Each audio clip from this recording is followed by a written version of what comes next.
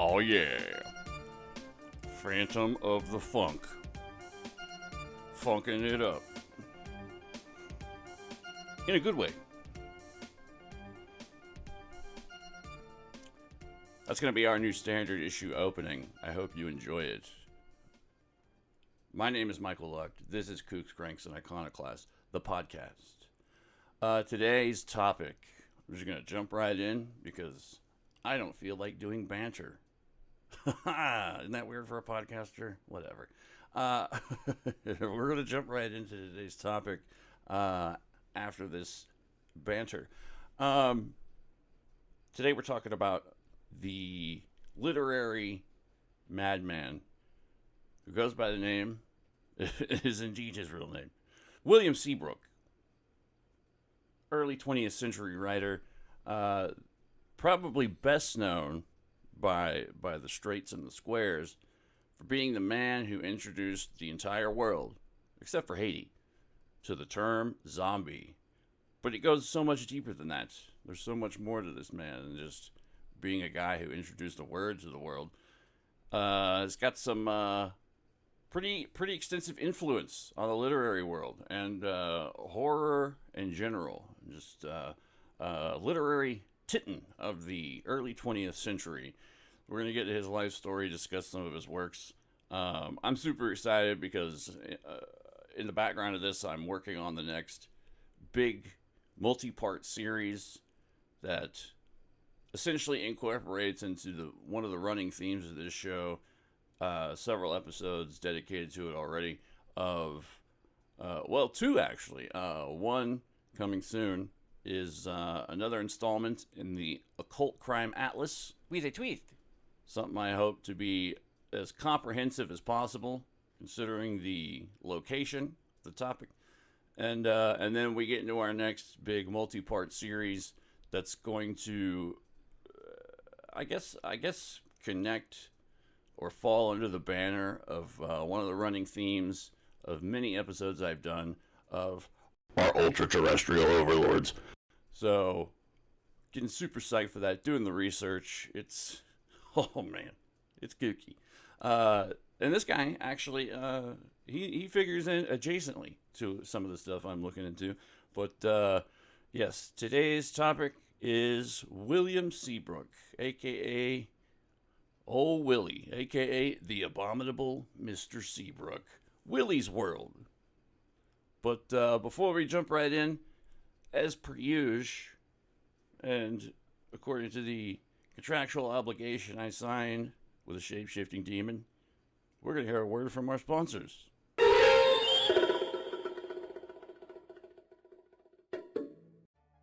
If you're a wayward, world-weary, weirdo wanderer like myself and the topic of today's show, you probably do a bit of drinking. And if you do a bit of drinking, you probably do a bit of being hungover. But I got news for you. It's 2025. We have science. You don't have to deal with that stuff. I almost said the SH word. Not in the advertisements, buddy. Today, we have a brand new invention that gets rid of hangovers. It's called Liqueur. Liquure.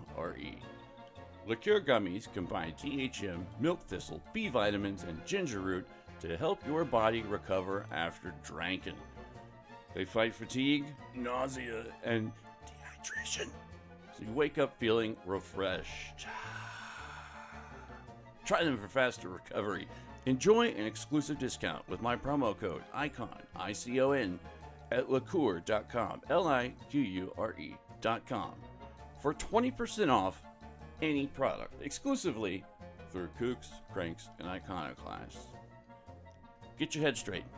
Get your body refreshed. Go to liqueur.com and use that promo code.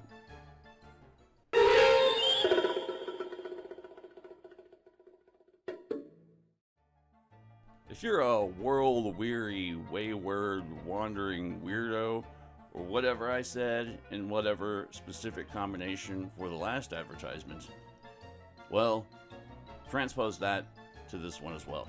Because if you are that massive amount of alliterative W wonder working, then you probably live a bit of a hectic lifestyle. You need something to help you calm down, but you can't always spark a doobie or whatever it is you do to calm down all the time. But you know what is allowed in airports and churches? Shimmerwood beverages.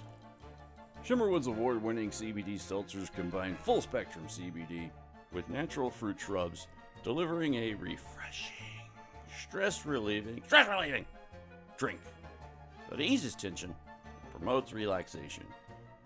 Enjoy an exclusive discount with my promo code ICON, I-C-O-N, at shimmerwood.com. Nab yourself 30% off any product exclusively from Kooks, Cranks, and Iconoclasts. What are you waiting for? Go there, do it. Do it! You thought I left. You thought the ad was over? Nope. Go to shimmerwood.com and use that promo code. 30% off. Alright. Take it off.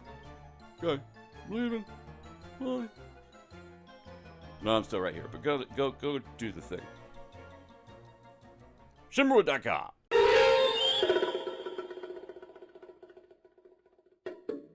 Alright, now, for real this time. Like, no bullshit, for real. Now we're jumping into the life of William Seabrook. Willie's World. Willie's World.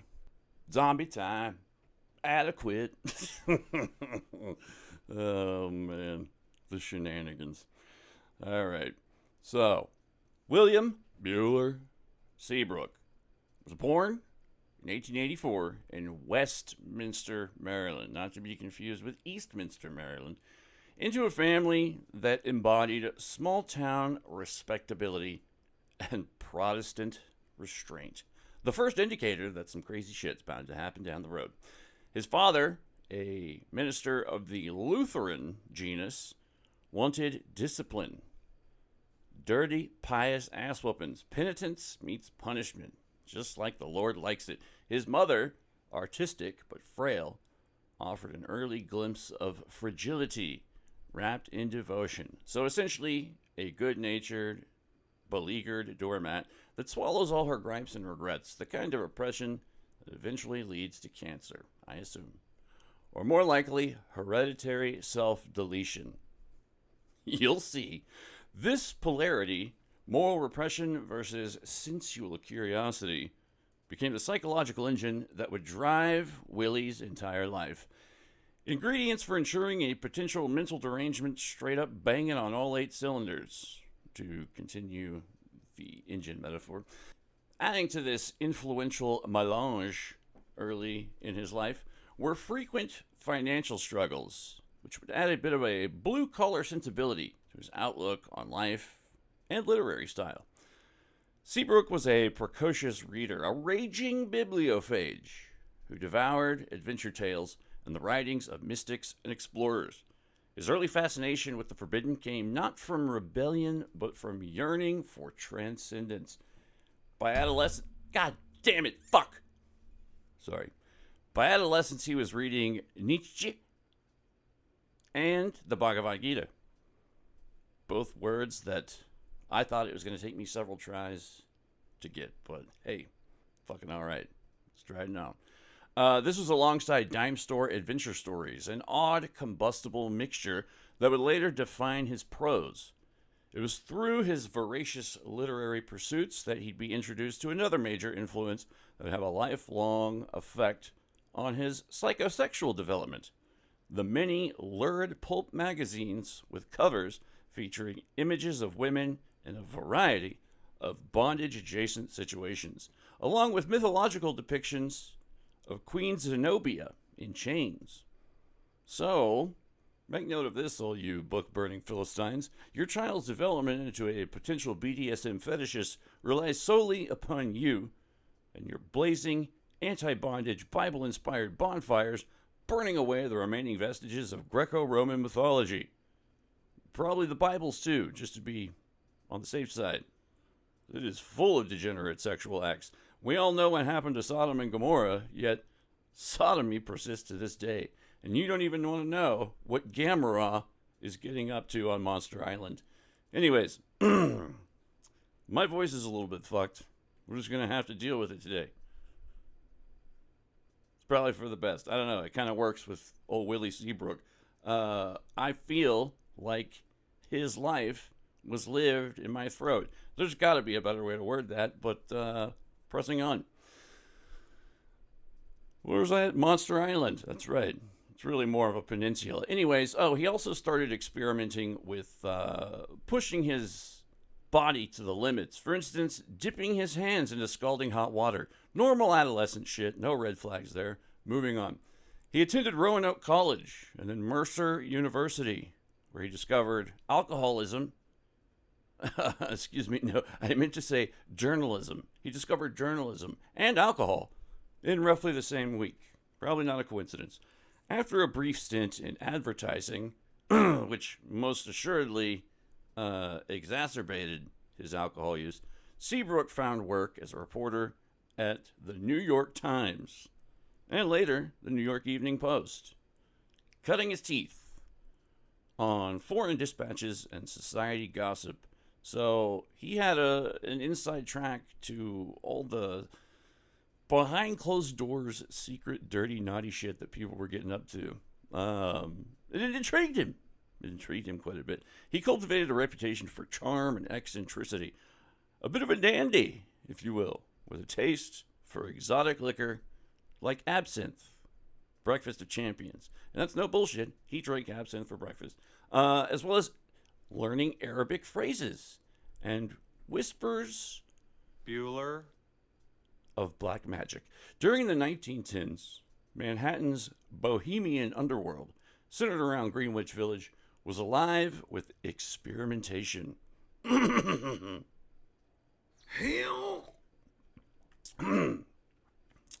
Yeah. Experimentation in the 1910s. This wasn't just a dash of pepper on your meal. Shit was going on. Occultism, psychoanalysis, erotic freedom, and avant-garde art, all swirling together. Figures like Aleister Assmaster Crowley, the spiritualist seance seductress Mina Crandon, and the painter Romaine Brooks, who I've never heard of, haunted the same salons. Seabrook moved easily through these circles, fascinated by ritual and myth, but viewing them through a reporter's eye. He was neither a true believer nor a skeptic. He was a voyeur of belief. Probably, I would go out on a limb and say, the original Gonzo journalist. World War I broke out, and it also broke his growing ennui. Ennui is something that well-to-do people with regular jobs and no real problems in their life get. It's kind of like boredom, but for upper, lower, higher middle class people. In 1917, he volunteered with the American Expeditionary Forces as a war correspondent and later served as a Red Cross ambulance driver on the French front. The French trenches, radicalized him in an unexpected way. French trenches. Not politically, but spiritually. He witnessed mechanized death. Sorry, I went back to Monster Island for a second at the phrase mechanized death. He witnessed mechanized death and mass trauma that stripped civilization bare. He was ready to spank civilization's bare bottom. Afterward, he wrote that, quote, the savage was never destroyed by the civilized. He was only driven inward. So essentially, what he's saying is, we all have a savage inside of us. Just a monster rattling a cage, waiting to get out. By war's end, Seabrook emerged as a man who had seen modernity's heart and found it monstrous. His travels would become pilgrimages of a sort to places where magic, ritual, and ecstasy still seemed possible.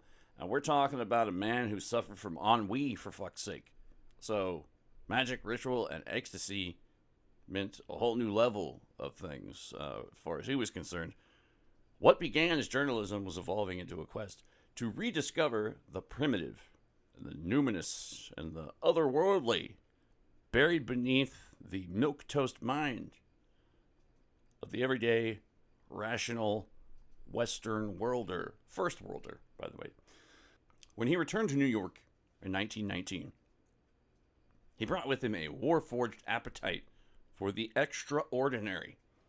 He began planning expeditions, always making plans, sneaking off, making plans, secretly making plans, to the point he was making plans right in front of people. He did not give a shit. He was planning expeditions to Arabia, Africa, Haiti, cultivating acquaintances who could open those doors, finding people who didn't quite know it, but they would be his stepping stones to get where he wanted to go and get the things he wanted to get. Bueller. His first stop would be the desert, and it would make him famous. After the war, Seabrook's writings took on a manic edge, a hunger for authenticity, experience, and contact with the raw. He convinced himself that the civilized world had lost touch with its own inner psychic core, and that the key to rediscovering it lay in the quote-unquote primitive cultures he'd read about as a boy. In 1919, with borrowed funds, always depending on the kindness of acquaintances, as well as his journalist's credentials, he set off, headed for the Arabian Peninsula. The expedition became the basis for his 1926 book, Adventures in Arabia, a fitting title. The subtitle, Among the Bedouins, Druzes, Whirling Dervishes, and Yazidi Devil Worshippers. The title alone hinted at his flair for sensationalism, in an age when sensationalism meant showing a bit of ankle.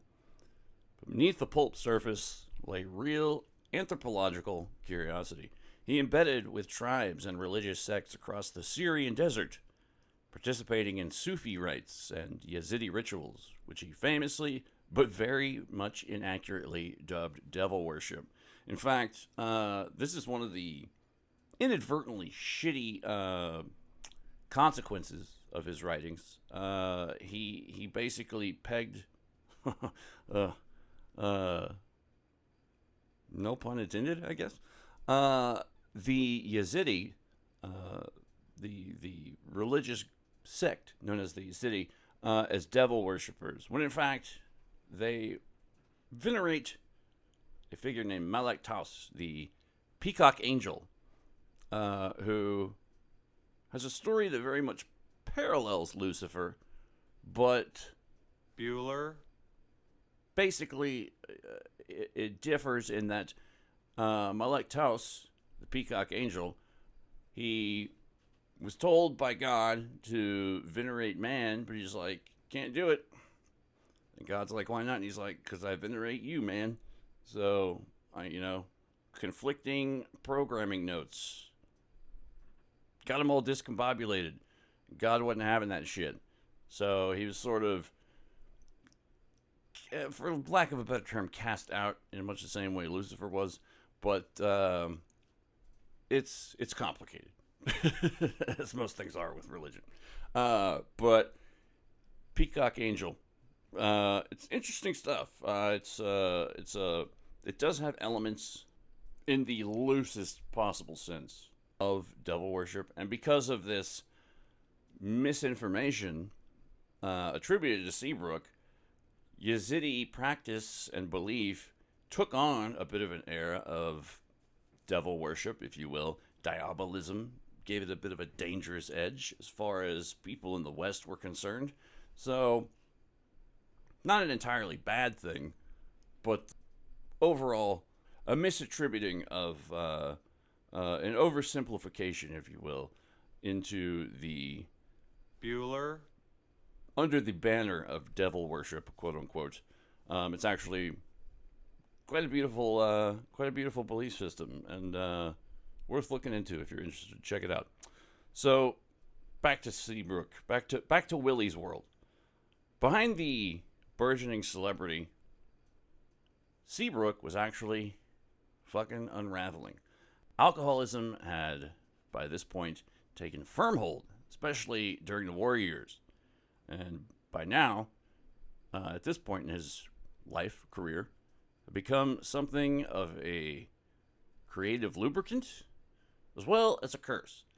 I shudder to think what a man who drank absinthe for breakfast considers alcoholism at that level. It's got to be pretty bad. Maybe he needs some liqueur gummies.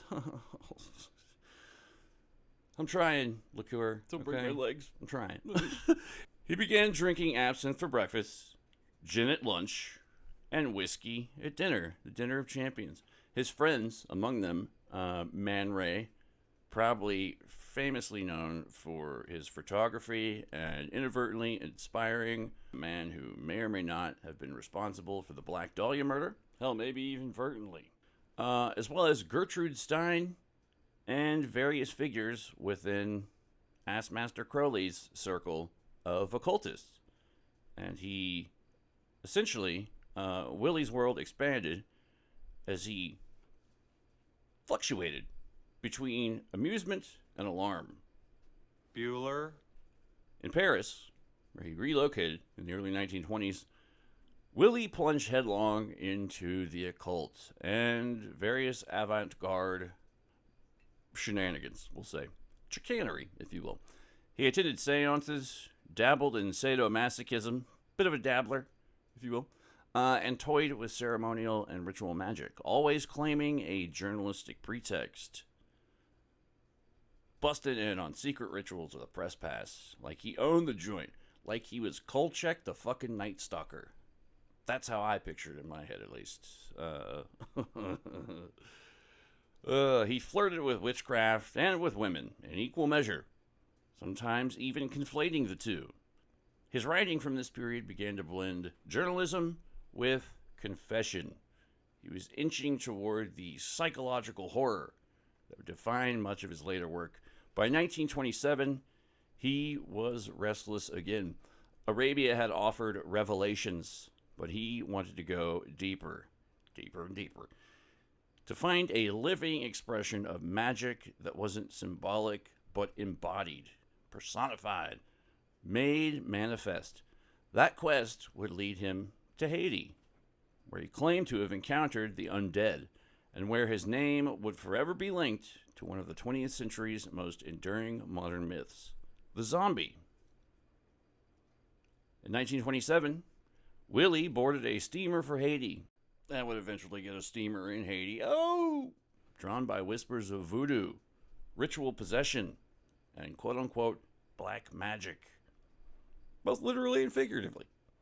At the same time, Haiti was still under U.S. military occupation, and most Americans knew it only through racist travelogues and pulp horror stories. Though, to be perfectly fair, this was also much of Willie's introduction to it. So, in all honesty, at least half of this is what drew him there in the first place. Seabrook's intent was both anthropological and sensational. He wanted to experience firsthand what others merely described, to find proof that magic still had power in the modern world. He embedded himself in Haitian life, working through translators and local priests to gain access to voodoo ceremonies. Unlike most Western observers of the era, Seabrook approached voodoo not as some exotic foreign form of devil worship, but as a legitimate religious system, a form of medicine even, one capable of profound mystical states. He described drums that could speak, bodies overtaken by the loa, spirits, and nights where the veil between life and death seemed to dissolve right before his eyes, ears, nose, mouth, and appendages used for touching and feeling. Seabrook, aka Willie, couldn't resist theatricality. His 1929 book, The Magic Island, still his most famous, mixed genuine ethnography with Gothic embellishments. It was the first English language work to introduce the word zombie to mass Western audiences. In Seabrook's telling, zombies were not monsters, but living dead laborers. Men and women whose souls had been stolen through sorcery and who worked mindlessly on plantations.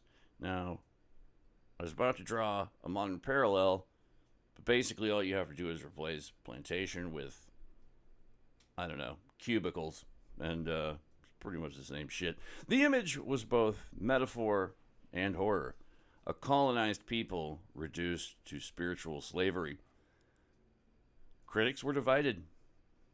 Some hailed the book as a bold exploration of Haitian culture. Others condemned it as lurid and exploitative. Whatever the verdict, The Magic Island became a literary sensation and inspired a wave of zombie fiction, including the 1939 film White Zombie, starring Bela Lugosi. Fuck you! Thanks, Bella. Seabrook was suddenly the man who found the undead. Then came the rumors. Willie began boasting that during his time in West Africa, some say in a later visit, others during Haiti, he'd actually tasted human flesh. He claimed it was for, quote-unquote, anthropological curiosity, prepared by African tribesmen under a ritual context. His later confessions, notably in Jungle Ways, published in 1931, described it in disturbingly culinary terms, comparing the flavor to veal. And this is how you know he's an original writer, because most hack job motherfuckers would just go with the old standby of it tastes like chicken. Critics were appalled. Seabrook, ever the showman, was delighted. Behind the carnival of culinary cannibalism, his life was, however, disintegrating. His marriage to Marjorie Worthington was crumbling under the strain of alcoholism and his increasingly sadomasochistic appetites. Friends began to whisper that he was no longer a reporter of the uncanny, but a casualty of it, that he'd gone native in his own darkness. Still, the Magic Island made him rich and infamous, like El Guapo. And in just a plethora of years, Seabrook had gone from war correspondent to occult explorer to unwitting father of the zombie genre. But the deeper he probed into the world's shadowy nethers, and his own shadowy nethers, the more the boundary between experience and psychosis began to blur. By the early 1930s, Willie was both celebrated and hated. A literary celebrity who turned anthropology into pulp adventure pornography. Beep, pop, boop. His next book, Jungle Ways, published in 1931, promised readers an even deeper plunge into the quote-unquote primitive mindset. He traveled to the French Sudan, now part of Mali, M-A-L-I, living among the Guerre people, who he claimed performed sacrificial and cannibalistic rites. I believe it's here that an apocryphal tale originates. There was another outsider, a white man, who had been involved in some of the learning experiences taking place, and he'd somehow stumbled into some privileged information that tribal shaman did not want reaching the outside world. So Willie assumed, in talking to the shaman, that they were just going to kill this man. And he was right, to a degree. Wasn't as straightforward as all that, though.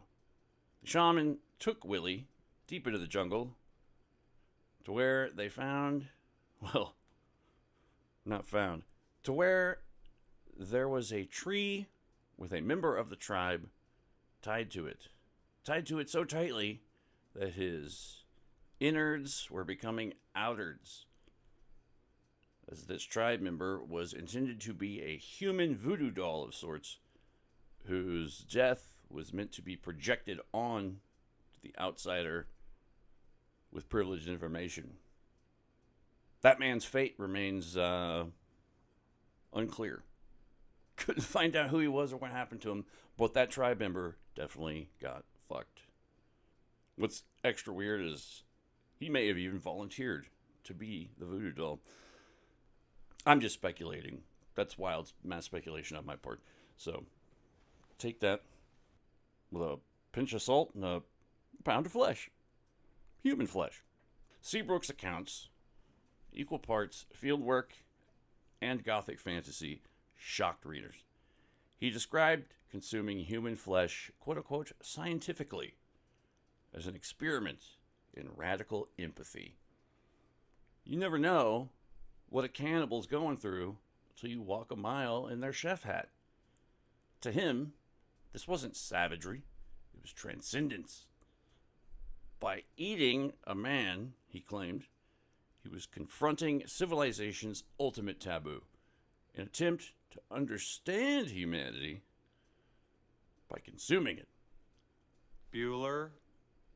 Once again, never know what a person's been through until you eat the feet that fills their shoes. Many dismissed the tale as a fabrication, the kind of myth a decadent writer invents to keep his legend alive. But those who knew him privately believed it. His long-suffering wife, Marjorie Worthington, later wrote that he'd purchased human flesh from a Paris hospital morgue and cooked it in his own kitchen. Prepared it with onions and wine. Probably a nice Chianti, I'm assuming. The cannibal stories were only the surface. Willie's private journals, later excerpted in Worthington's memoir, The Strange World of Willie Seabrook, published 1966, reveal a man obsessed with ritual pain and submission.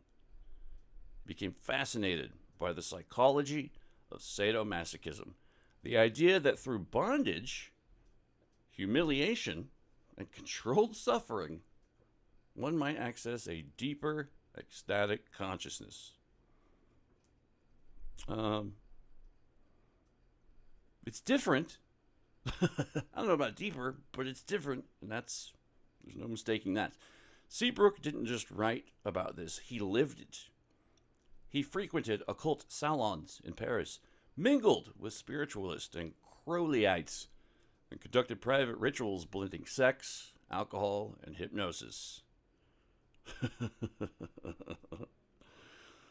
Look deep into my dangly bits. I drink this absinthe for breakfast.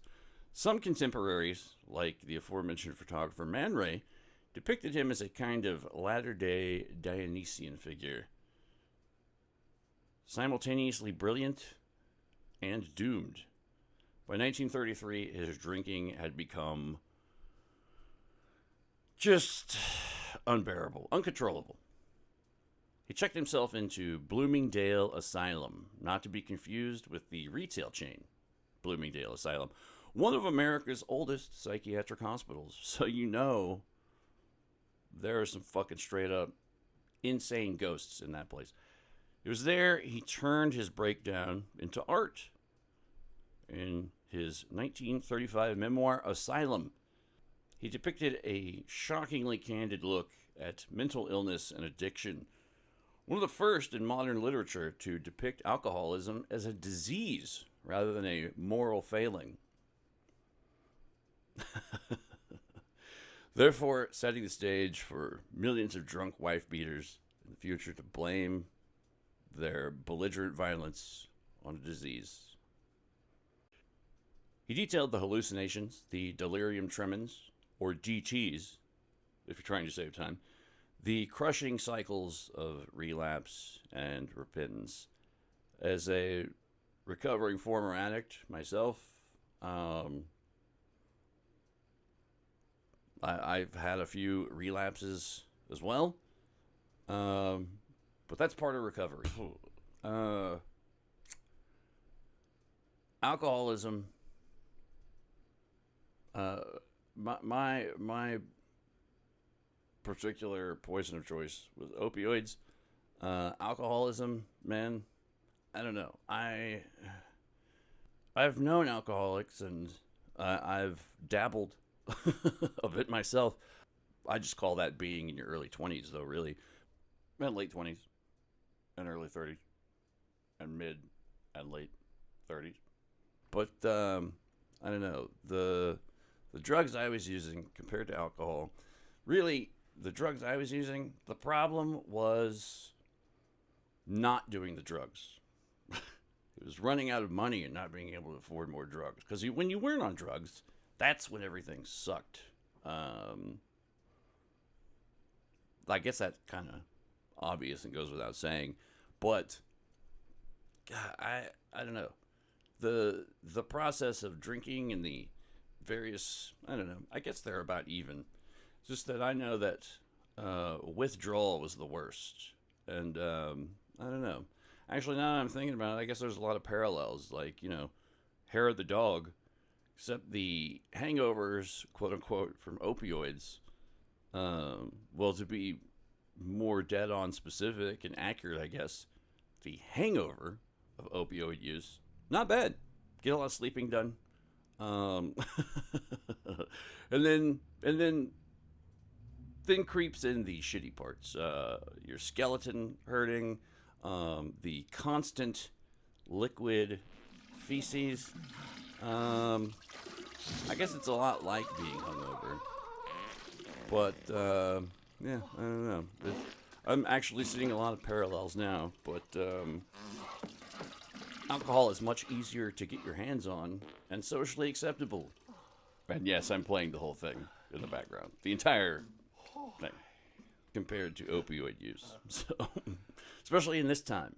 I think men, in particular, professional men, and even more so a writer, kind of expected to drink, I think. Opioid use, not so much. Critics were divided once again. Some called Asylum brave and ahead of its time, while others dismissed it as self-mythologizing, masquerading as a confession of sorts. Bueller. But Willie's personal decline was undeniable. He'd gone from best-selling adventurer to a man dissecting his own ruin in public. Yet even at rock bottom, Seabrook maintained a strange kind of optimism, a belief that his extremity of experience, however dark, was proof that the human mind could contain anything. He wrote, quote, "There is nothing exotic under the sun. The jungle is in the heart, and it's the only jungle worth exploring." It was the closest thing he ever gave to a creed, and it summed up the paradox of his life. The explorer who went looking for the uncanny in foreign lands, only to find it staring back at him in the mirror. I kind of get this and identify and empathize even with this sort of rock bottom optimism. I consider myself a fairly optimistic and generally upbeat person for the most part. I have plenty of self-esteem. It's the esteem I have for others, or don't have for others, rather, that may affect my personality and exchanges with the rest of the world. Good one, Daria. There's a little book, philosophy book, written by a horror writer, Thomas Ligotti. It's called The Conspiracy Against the Human Race. What are you doing?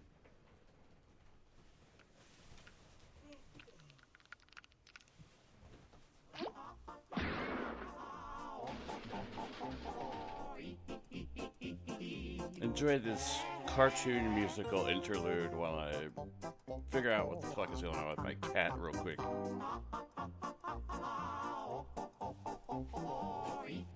Ever since he learned to make fire, it's all been bad.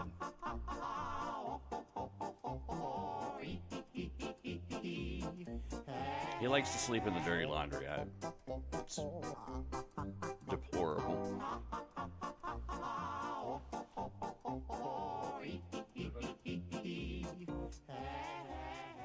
Okay. Sorry.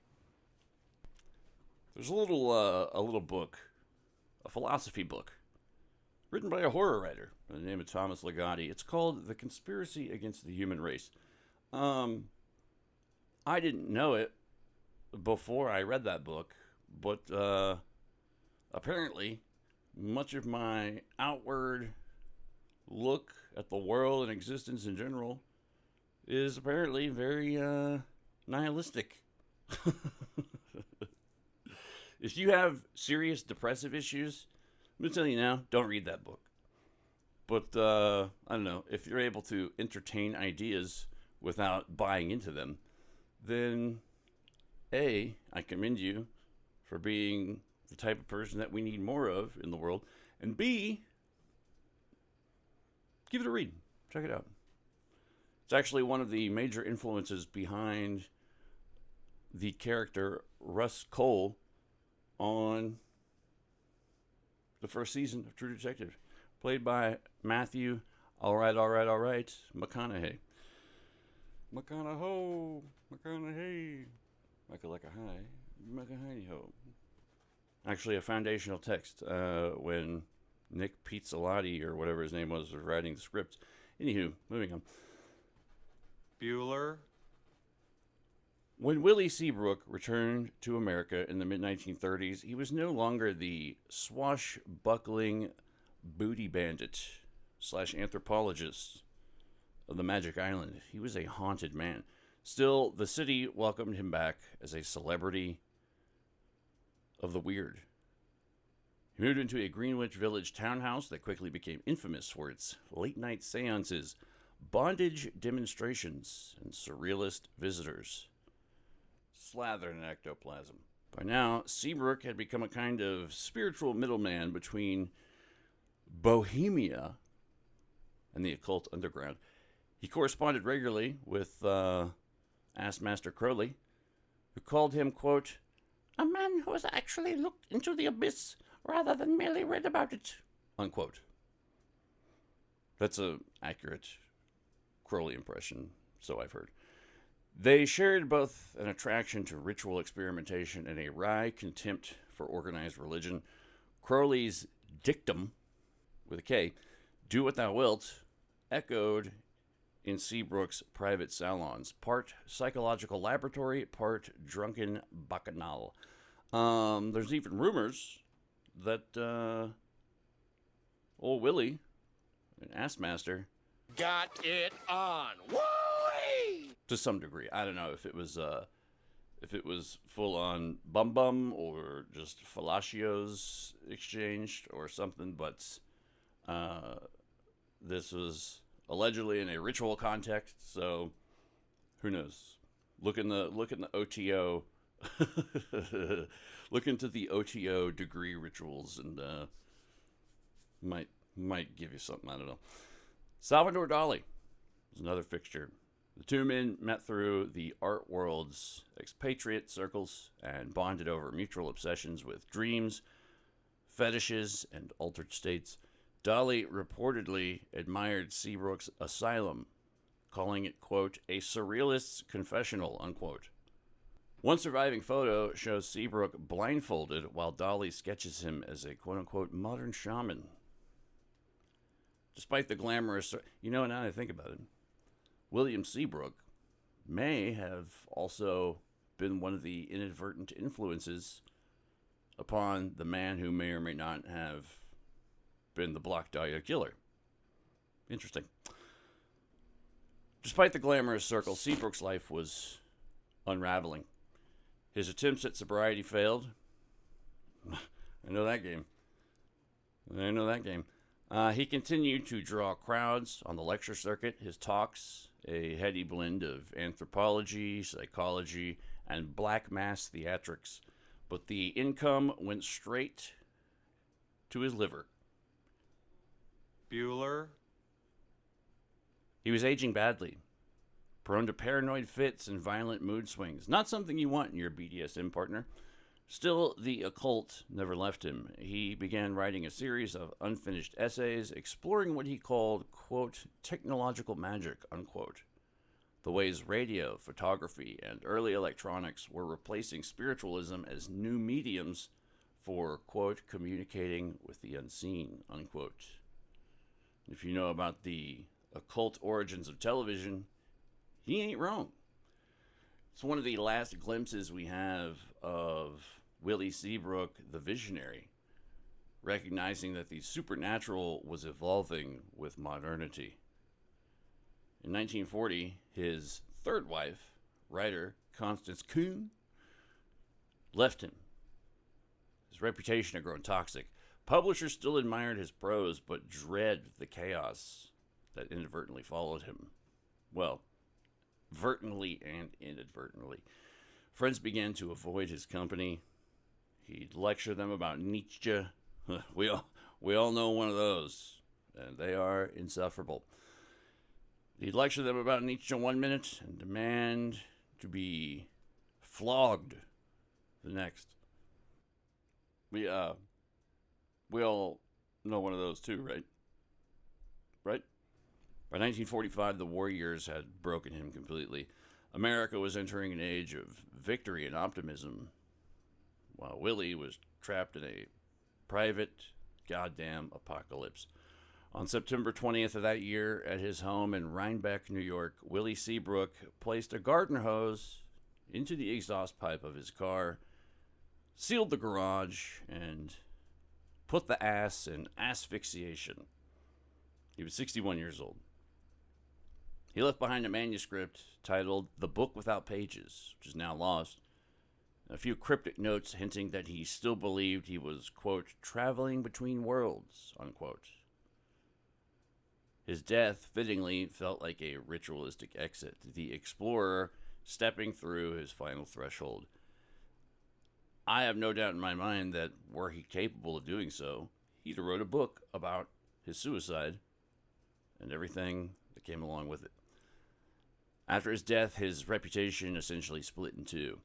To anthropologists, he was a reckless colonial fantasist. To occultists, he was a martyr of experience, a man who refused to look away from the abyss, even as it munched up on him. Probably with a side of fava beans and a nice Chianti. His influence lingers everywhere. In zombie cinema, in modern horror's fascination with quote-unquote forbidden knowledge, even in Crowley's later disciples who cited him as proof that magic and madness are never far apart. He lived, one reviewer wrote in 1946, as though the line between curiosity and damnation were meant to be crossed daily. Fuck yeah. Put it on my tombstone pizza. William Seabrook's death did not end his influence. It multiplied it, as is the case with most people of an artistic bent once they die. Hang on to those gimp masks. They're going to be worth something one day. His books slipped out of print for decades, yet his ideas quietly infected the bloodstream of modern horror, pop occultism, and the counterculture. His 1929 The Magic Island, the book that first brought the word zombie into American vocabularies, served as a direct inspiration for pulp horror writers in the 1930s and later for filmmakers like Val Lewton of I Walked with a Zombie fame, 1943. And even George Romero, Night of the Living Dead, 1968. Though Seabrook's depictions of Haiti were steeped in colonial prejudice, the notion of the quote-unquote living dead that he popularized became one of America's great modern myths. The body without a soul, animated by unseen power. Sounds a little bit like Willie Seabrook himself. His book Asylum, published 1935, long dismissed as a curiosity, has since been reclaimed by psychologists and literary scholars alike as one of the earliest and most honest depictions of addiction and voluntary psychiatric commitment, predating the beat writers. How now, brown? Well, I say beatniks. Actually, no, the beat writers. Most of them are pretty cool. But yeah, predating the beat writers by 20 years. Its clinical self-awareness and ritualistic tone resonate now as proto-recovery literature, despite being drenched in gothic horror and despair. In the art world, Seabrook's influence trickled through the surrealists. Salvador Dali and Man Ray absorbed his fascination with magical thinking as both an artistic technique and a metaphysical experiment. Even later avant-garde figures like Bill Burroughs and Genesis Orridge would cite Seabrook as a kindred spirit, a man who used experience itself as a tool for cult belief and practice. His fascination with bondage, as the French call it, hypnosis, and submission anticipated later intersections between occultism, psychology, and sexual liberation. The line from Seabrook's leather-clad fantasies to the later imagery of Anton LaVey's Church of Satan, or even to the modern goth aesthetic of the present day, is unquestionably direct. And yet beneath the scandals, there was always the writer. Willie's prose remains hypnotic, clear, measured, coldly ecstatic. Holy shit, you know what? I just realized Willie Seabrook might have inadvertently influenced the man who might have been the Black Dahlia killer. That's crazy. It's as if he were documenting an autopsy of the human soul. Every journey, Arabia, Africa, Haiti, the dark nethers of his own mind, was like a seance. Each book, like a ritual, meant to peel back another layer of reality's skin. Or sweaty leather bondage gear. In the years since his suicide, Seabrook has become a ghostly presence in American letters, never quite famous, never forgotten. His life reads like one of his own travelogues, half fact, half initiatory rite. He left us no doctrine, no system of magic, only an example that the pursuit of hidden knowledge carries a toll, and that those who venture into the dark rarely return intact. He was the first of the moderns, one critic later wrote. He devoured the world to find its soul, and found only himself staring back. Bueller. He was the shadow that ate itself. I just thought of that. Is that Bill Shakespeare over there? Willie Seabrook's life was filled with such an improbable mix of decadence, occultism, danger, and psychological collapse that it's hard to separate autobiography from modern Gothic myth. The following are just a few of the wildest but best documented or most told stories from his life, drawn from his own books, letters, and multiple biographical sources. The Outsider by Marjorie Worthington, The Republic of Dreams, and contemporary press accounts. Now, there's the aforementioned cannibalism experiment, perhaps the most famous or infamous story. Odele Awapo. Oh, yes. You have a pleasure. And the one that Seabrook himself proudly recounted in Jungle Ways, published 1930. While traveling through West Africa, he'd heard stories of tribes that practiced ritual cannibalism. Ever the willing experimental case, see what I did there? He decided he couldn't write about it, quote-unquote, honestly, without knowing what human flesh actually tasted like. According to Seabrook's own telling, he arranged to obtain a piece of human flesh, allegedly from a friend in a Paris medical laboratory, who, in turn, procured it from a recently deceased individual used for dissection. Willie prepared it himself in his home kitchen, sauteed in onions and wine, once again a Chianti, I believe, and ate it with an anthropologist's detachment. He claimed it tasted, quote, like good, fully developed veal, not young, but not yet beef, unquote. You'll be a rump roast soon. Seabrook later defended the act as scientific curiosity, not sadism. No, never. But friends and biographers described it as one more expression of his deep fascination with taboo, transgression, and control. During his time in Haiti, while writing The Magic Island, published 1929, Seabrook sought full participation in voodoo ceremonies, not just observation. He's accepted by a mambo, or priestess, named Maman Sali, and underwent what he described as an initiation, including the sacrifice of a goat and possession by a Loa spirit. He wrote vividly about, quote, drums that made your heart beat outside your body, unquote. I think we've all experienced that, really, to be honest. Maybe not from voodoo rituals, but if you did drugs and went to concerts, then you might know what he's talking about.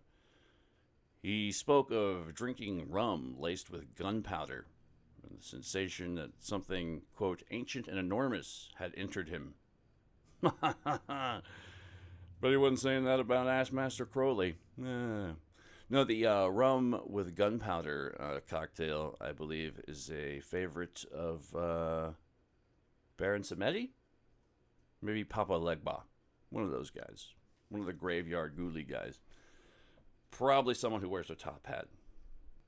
He became convinced that the experience was authentic, a fusion of trance, psychology, and metaphysical energies, and that voodoo was a true religion, not superstition, quote unquote.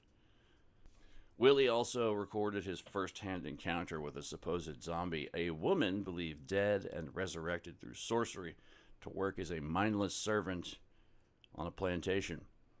While modern readers recognize it as a case of drug-induced catatonia or social exploitation, his account helped cement the zombie myth in Western horror culture.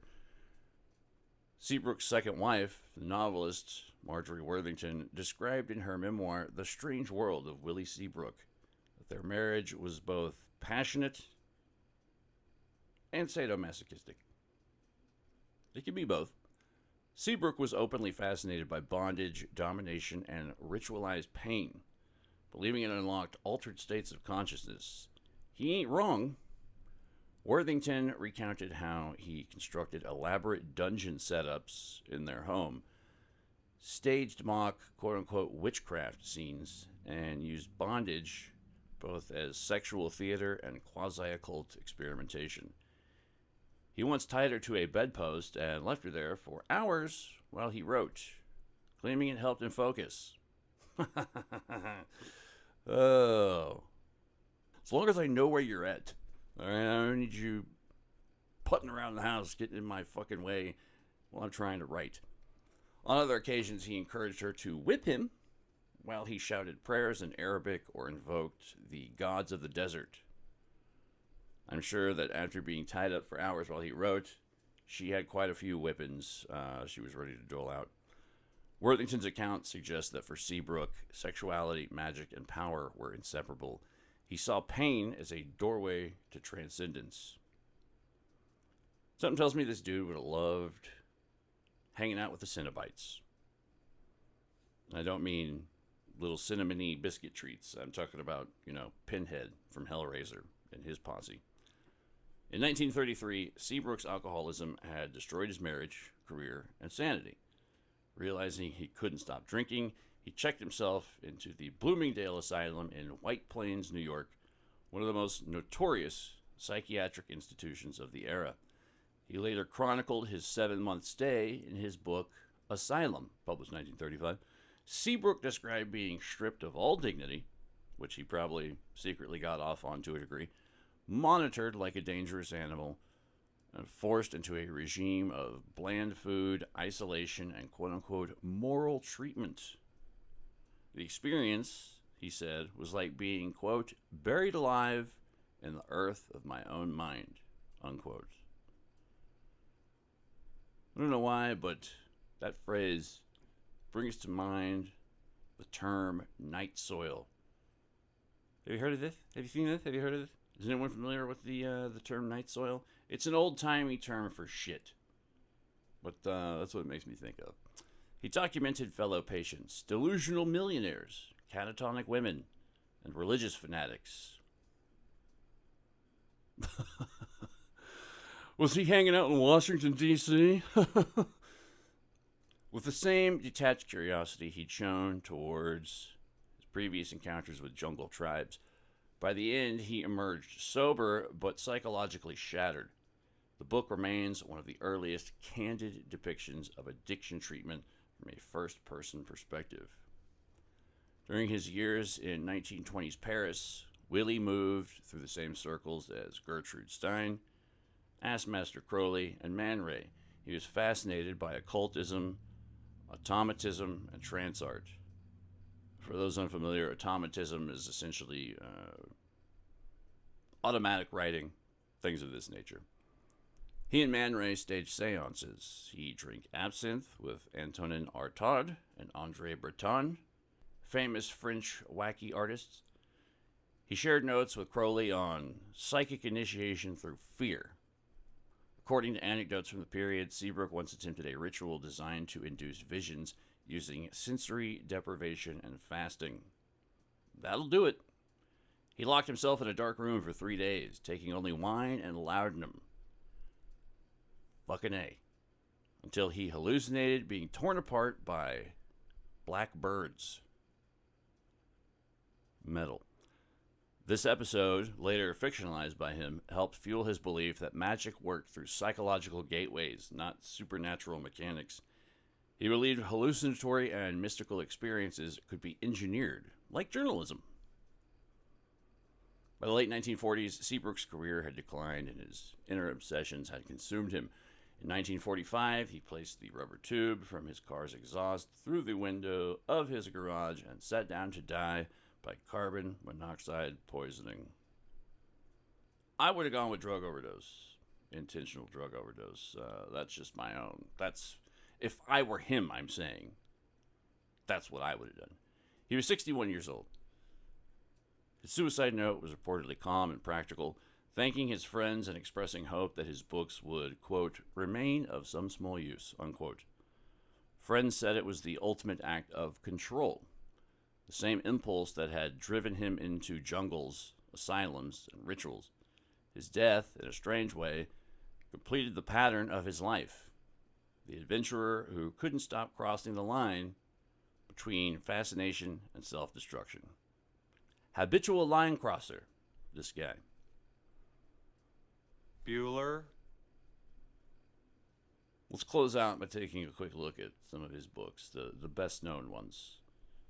His Adventures in Arabia, among the Bedouins, Druzes, Whirling Dervishes, and Yazidi Devil Worshippers, published in 1927.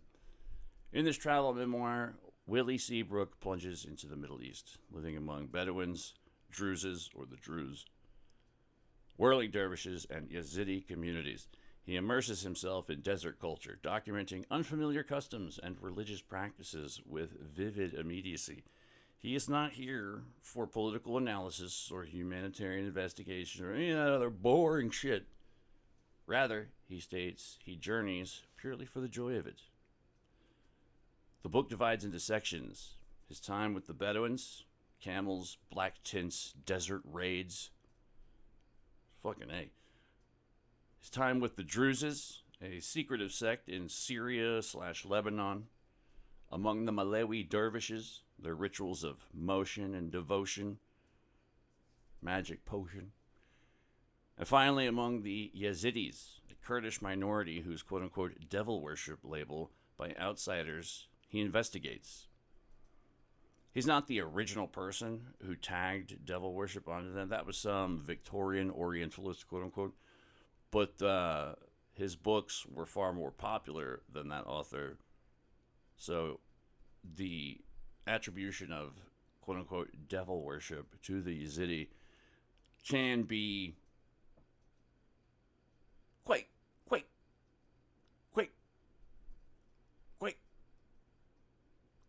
squarely placed on his shoulders. Seabrook's tone is a mix of fascination and respectful outsider entanglement. He adopts local customs, lives as a part of the tribe, and reflects on religion, hospitality, and otherness. Significant, not simply as exotic travel writing, but as early Western reportage of religious minorities and fringe sects. In the context of his work, the book sets Seabrook's pattern: adventurous immersion, close scrutiny of occult or exotic religious practices, and an appetite for the edges of culture.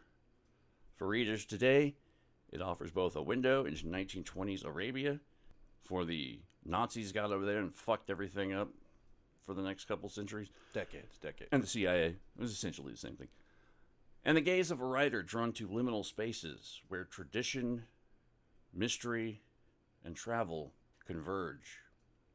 Next up is The Magic Island, published in 1929. Perhaps Seabrook's best-known book, This is the account of his time in Haiti, exploring voodoo rituals, zombies, and the intersection of African diaspora religion and colonial frameworks. He immerses himself in Haitian life, becomes a guest of voodoo priestesses, for example, the aforementioned Mama Sari, and describes ceremonies with graphic detail, blood offerings, spirit possession, and the island's underworld of magic and death. The book is often credited with introducing the term zombie into Western popular vernacular, defining it as, quote, a dead body which is made to walk, endowed by sorcery with a mechanical semblance of life, unquote. Willie Seabrook balances his curiosity with occasional moral reflection. Seems like something he does very much on occasion. He compares voodoo with Western Christianity, ponders the U.S. occupation of Haiti, and documents his own initiation and shock. Stylistically, it blends travel writing, ethnography, and good old sensationalism. In his bibliography, it marks the pivot towards occult interest.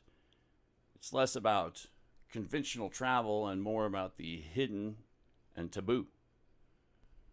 Taboo.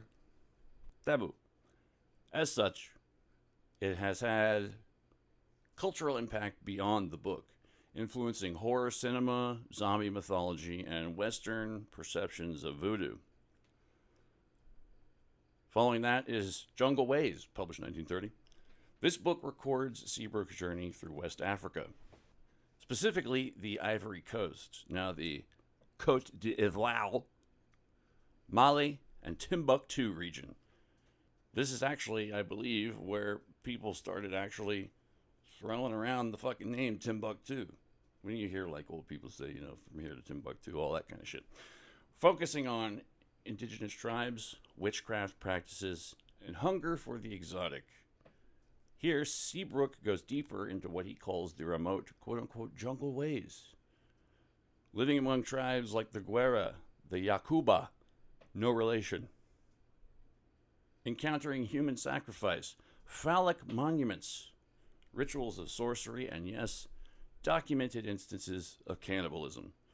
One notorious scene, Seabrook recounts tasting human flesh, once again describing it as veal, cementing his place in history as quite possibly the only human flesh restaurant review critic. And while the book is problematic from modern perspectives due to the colonialist gaze, sensationalism, ethical issues, etc., it exemplifies Willie Seabrook's path, pushing into cultural taboo zones, blending the role of journalist, adventurer, and occult-curious writer. It reinforces his image as explorer of the extreme and his willingness to engage with the fringes of human culture. Next, we have another one of his very popular works, Witchcraft, Its Power in the World Today, published 1940. In this book, Seabrook turns from travel into occult investigation.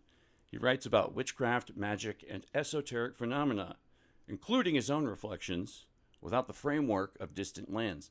The book compiles anecdotes, historical cases, psychic phenomena, and his personal belief that magic and suggestion or autosuggestion work in the human mind. He argues that witchcraft is potent, especially when people fear it, that quote-unquote victims often believe in the power used against them, and that the interplay between psychology and belief is central. One of the first to really fucking nail how important belief is in these practices. This is a significant shift in his writing from external exoticism to internal frontier. But once again, I got to point out, the interplay between psychology and belief in the effectiveness of magic, essentially making him one of the founding fathers of chaos magic. Though less dramatic and exotic description than his travelogues, it reflects Seabrook's intellectual interests, the intersection of religion, psychology, and the occult. His travel writing gave him entry into rituals. Here he tries to interpret them. For researchers of paranormal culture or occult history, this book offers insights into mid-20th century belief systems and how a travel writer approached them. Following that is Asylum, published in 1935. A very vast departure. This is Seabrook's account of himself admitted voluntarily into a psychiatric institution, Bloomingdale's of New York, for treatment of alcoholism. He presents the experience of the asylum almost like another foreign expedition. Strange routines, institutional logic, the psyche under pressure. In the book, the quote-unquote adventure is internal. The mental, the boundaries of sanity and self-destruction. His writing remains vivid and candid. He does not hide the shame, despair, the oddness of hospital life, nor the social taboos of addiction, especially in the 1930s. It stands out among his works for being deeply personal and reflecting a vulnerable side of the author, often overshadowed by his exotic traveler persona and the BDSM. The BDSM, that also... yeah, you don't really give a lot of consideration to the soft, tender side of someone who's into BDSM, but it's in there. It exists. For readers interested in the biographical arc of Willie Seabrook, Asylum shows the cost of his lifestyle, the collapse behind the scenes of his bold travelogues. It underlines the themes of threshold experiences that run through all of his work. Culture's edge, psychology's edge, and in this case, his own edge, making him quite possibly the very first edgelord. When it was still cool. Or maybe the only case of being an edgelord that's ever been cool. Sources include William Seabrook, Master of the Strange, published 1987 by Richard D. Cordova. Comprehensive biography detailing his travels, occult interests, and influence on American pop culture and literature. Voices of the Dead, Zombies, Horror, and American Imagination. Published 2006 by Patricia Hurley, discusses Seabrook's role in introducing zombies into Western media and his literary impact. The Lost and the Damned, American Literary Outsiders in the 20th Century. Published 2012 by Stacy Schiff. Explores Seabrook in the context of mid-century American literary and cultural currents, with emphasis on marginality and counterculture influence. Occult in the Modern Age, from Crowley to Seabrook, published 1999 by John Hutchinson. Examines Seabrook's connections to occult movements, his interactions with Ask Master Crowley, and his influence on modern esotericism. American Travelers in the Occult, published 1981 by Tom Wolfenstein Wolf. Includes analysis of Willie's expeditions and how they blended ethnography with literary sensationalism. The Strange World of Willie Seabrook, published 1957 by his ex-wife, Marjorie Worthington. The Explorer of the Mind, an essay, 1966 by Jeffrey Ashe. Seabrook describes in vivid first person his attempts to, quote-unquote, understand the taste of human flesh without harm to others, quote-unquote. In Jungle Ways, he recounts acquiring the meat through a Paris laboratory and cooking it himself, claiming a veal-like flavor and sweet, rich texture. Makes me want to watch Ravenous. And Ravenous, if you haven't seen that film, makes me want to eat a person. Worthington later confirmed the story was true, adding that he treated the act as, once again, an anthropological experiment rather than cannibalistic fetishism. But I mean, come on. Look what we're talking about here. It remains one of the most notorious Gonzo ethnographic episodes in 20th century literature and helped make Jungle Ways a bestseller, though it cost him some serious publishing contracts later down the road. The Serpent and the Rainbow, published 1985 by Wade Davis. Made into a movie with one of the most cringe-inducing scenes of torture. It's not even that graphic, but it involves a railroad spike and testicles. Have at it. William Seabrook on the Birth of the Zombie, Journal of Haitian Studies, 2010 by Elizabeth McAllister. Seabrook's first-hand experiences in Haiti introduced the concept of the zombie to American and European readers. In The Magic Island, he describes attending voodoo ceremonies led by a priestess and Hungan's ingestion of gunpowder-laced rum and his supposed witnessing of a quote-unquote living corpse working on a sugar plantation. He claimed that the zombie was, quote, a soulless human being, nothing but a body without a will of its own, unquote. Foreshadowing the modern zombie trope. Later scholars viewed Willie Seabrook's work as both exploitative and groundbreaking, an early intersection of ethnography, travel narrative, and horror fiction that influenced everything from the film White Zombie to Night of the Living Dead. Also included in sources, interview with Marjorie Worthington in the December 1957 issue of Esquire, as well as Paul Theroux, Kingdom by the Sea, 1983, his appendix to the book, biographical summary on Willie Seabrook. Most of this covers the BDSM angles. Worthington's memoir details Seabrook's obsession with bondage, domination, and the occult dimensions of pain. He viewed submission and humiliation as quote-unquote portals to the unconscious. He ain't wrong, blending sex with psychological experimentation. In one notable anecdote, he constructed a miniature torture chamber in their home and photographed his own sessions of self-bondage. Yes, there's pictures. No, that's salacious. I don't know. I'll include one in the episode thumbnail. So allegedly using, he did this allegedly using timers on his camera. He was open about his practices in private Parisian circles. Some believe these experiences informed Asylums' descriptions of surrender and confinement. Book reviews of Asylum from the New York Times. What else? A letter from Seabrook to Carl Van Vechten from February 1933 from the Yale Collection of American Literature. Facing the DTs and suicidal impulses, Seabrook voluntarily entered Bloomingdale Asylum. Asylum, the book, is both a harrowing account of institutional psychiatry and proto-addiction memoir, decades before the genre existed. This ain't no 1,000 little pieces shit. This is 1,000,000 billion pieces. Was that the guy that faked it? I think that was it. He wrote that the treatment was, quote, a living death under fluorescent lights. Good God. That sentence sells it. You can hear the mind-numbing hum already. He analyzed his fellow patients with the detachment of a war correspondent.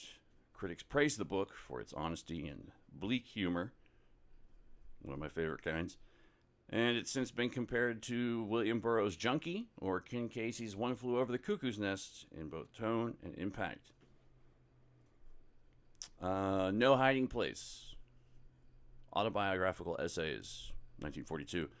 Letters between Seabrook and Man Ray from 1928 to 1931 from the Getty Research Institute Archives. The Sorcerer in Montparnasse by Robert Allen Parker, 1953.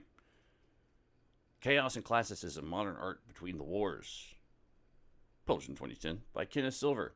Seabrook moved among surrealist occultists and expatriates in Paris, studying trance phenomena and psychic automatism.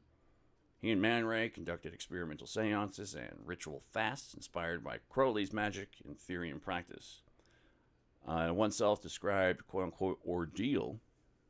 Seabrook spent 3 days locked in total darkness, fasting and drinking only wine mixed with laudanum. And he later said that he hallucinated black birds tearing at my eyes and heart, quote-unquote, and claimed the experience granted him second sight. The story became part of his mythic persona, the rational journalist testing the irrational through direct experimentation. I can definitely see this guy's totem animal being a black bird. Fits quite well. Obituary, New York Times, September 21st, 1945. Letters collected in the Seabrook Correspondence, edited posthumously, 1948, privately published. By 1945, his finances and health had entirely collapsed. Friends later recall that he described his death as a quote-unquote a clean solution, dying by carbon monoxide inhalation in Rhinebeck, New York, September 20th, 1945. His death closed the circle on a life obsessed with the boundaries between science, sorcery, and self-annihilation. In many ways, Seabrook embodied the archetype of the occult modernist explorer, part anthropologist, part sorcerer, part addict, whose search for meaning became indistinguishable from the drive to destroy himself. It's the drive to destroy yourself that I think we can all relate to. If there's one way to, quote unquote, get outside of yourself, it's through destruction. But don't do it. Don't, obviously. That's going to do it for this episode. That is the strange world of Willie Seabrook. Join us next episode for another installment of the Occult Crime Atlas, but with a twist. Shyamalan ding dong, all up in that shit. Yeah, it's a different one. I mean, it will obviously be different because it's going to be a different place, but I mean, it's a whole different kind of format, etc. Yeah, hopefully I'll be thorough as possible covering this particular strange area of planet Earth. And, do it the justice it deserves. It is an ongoing story, so maybe there'll be future addendums. We will see. But yeah, this has been Kooks, Cranks, and Iconoclast. I'm your host, Michael Luck. Thanks for listening. Appreciate you guys listening. Like and subscribe. Thumbs up, click, clacks, ding dongs, all that. If you are a YouTube subscriber, please see to it that you could also possibly subscribe on Spotify. If you're a Spotify subscriber, please see to it that you could possibly be so kind to subscribe on YouTube. And forever the twain shall meet. Thanks for listening, you guys. Love you all. See you on the next one.